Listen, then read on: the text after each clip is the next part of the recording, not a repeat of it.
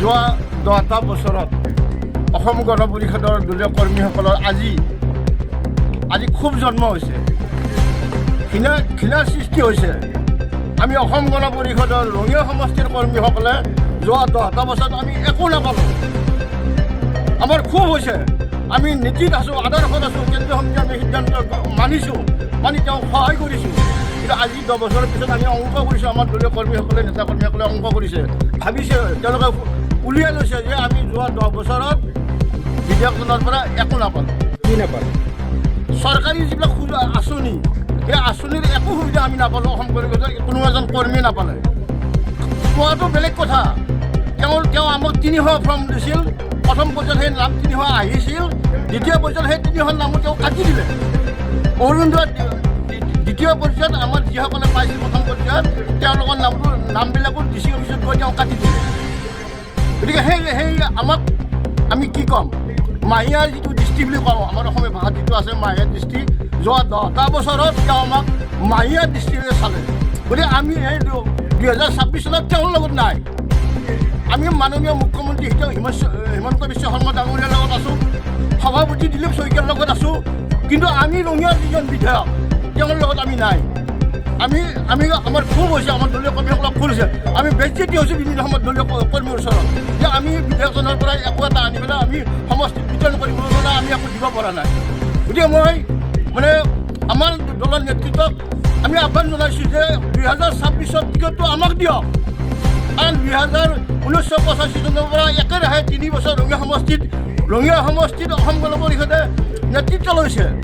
আৰু যেতিয়া আমাৰ নেতা থানেশ্বৰ বৰদেৱে কাকো কেতিয়াও কোনো কাৰণতে দলৰ বাদ বিচাৰ কৰা নাছিল। তেওঁ সমদৃষ্টি সমভাৱেৰে তেওঁ সমষ্টিটো আগুৱাই দিয়াৰ পোষকতা কৰিছিল।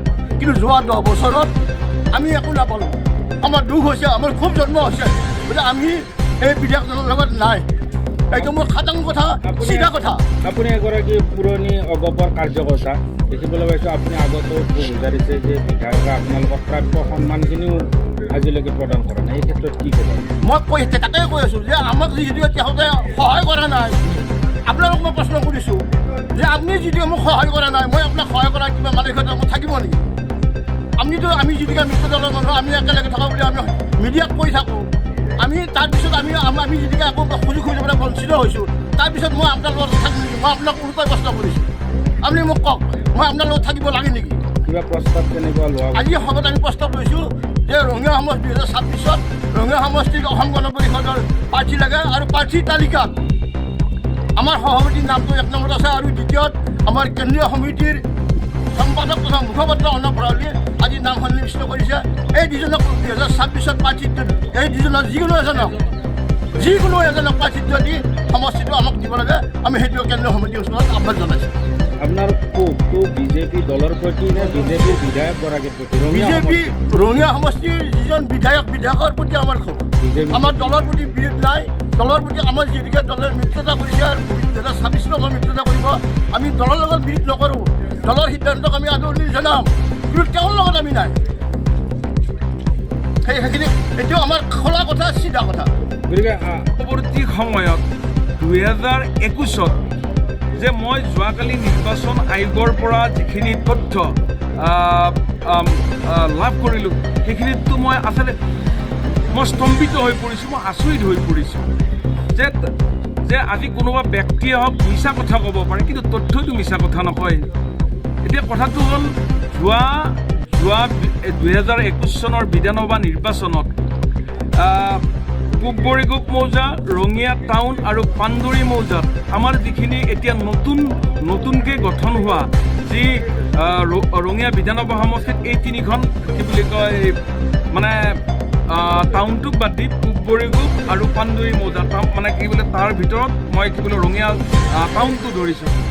তাত বিধায়কগৰাকীটো হাৰিছে, ভৱেশ কলিতা ডাঙৰীয়া তাত হাৰিছে তথ্যমতে। এতিয়া চাওক, আমি অসম গণ পৰিষদ ৰঙিয়া সমষ্টিত আমি বিজেপিৰ লগত নাই। আমাৰ এইবাৰ দাবী অসম গণ পৰিষদক ৰঙিয়া সমষ্টিত প্ৰাৰ্থিত্ব দিবই লাগে। এই আমি কেন্দ্ৰীয় কমিটিত আমি জনাইছোঁ। যোৱা 10 বছৰত ভৱেশ কলিতাই আমাক যিখিনি আমাৰ মিত্ৰতা হিচাপত আমাক যিখিনি হেৰি কৰিব লাগিছিল তেখেতে আমাক কৰা নাই। আমাক মাহিয়াৰ চকুৰে চাইছে, আমাক কোনো এটা হেৰিত অনুদানত আমাক জড়িত কৰা নাই। তেখেতে নিজা মতামত যিখিনি কৰিব লাগে তেওঁলোকৰ দলীয় কৰ্মীয়ে কৰি আছে, আমাৰ লগত যোগাযোগো নাই। সেয়েহে আমি এইবাৰ ৰঙিয়া সমষ্টিত অসম গণ পৰিষদৰ প্ৰাৰ্থিত্ব আমি বিচাৰিছোঁ।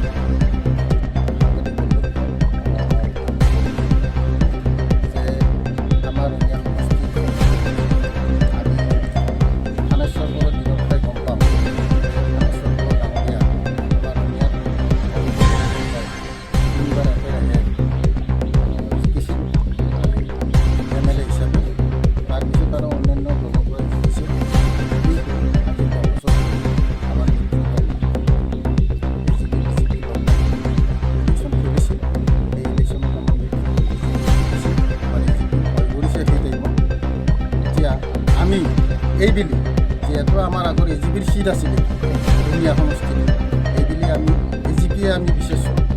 আমাৰ কেৱল দাবী যে আমাৰ এজিপিৰ বহুত জাগাত আমাৰ বহুত কমিটি হওক, আমাৰ আঞ্চলিক কমিটি হওক, বহুত জাগাত আমাৰ এজিপিৰ মানুহ আছে। গতিকে আমি দাবী দিছোঁ যে এজিপিক আমাৰ আৰু শাসিত দলৰ যিটো MLA কিন্তু আমাৰ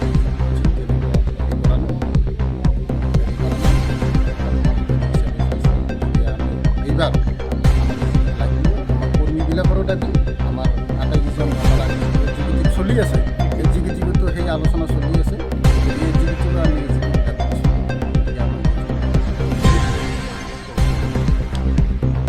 যথেষ্ট মানে 10 বছৰত আমাৰ কৰ্মীবিলাকে তেনেকুৱা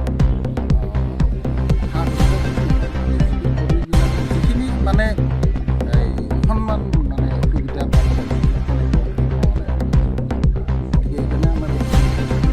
আমাৰ নিজৰ দলৰ হৰি বেছি ভাল। দলৰ আমি দাবী দিছোঁ সেইখিনি দলীয়ভাৱে আমি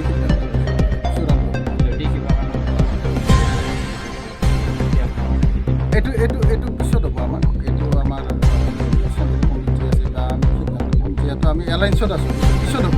কিন্তু আমাক লাগে বৰ্তমানতো বেলেগ হেৰি হোৱা নাই, বেলেগতো আৰু টিকেট এতিয়া ঘোষণা কৰা নাই। যিহেতু আমাক ঘোষণা কৰা নাই, আমি দাবী দিছোঁ আমাক লাগে। যিকোনো খবৰ বিজ্ঞাপনৰ বাবে যোগাযোগ কৰক 7896121996।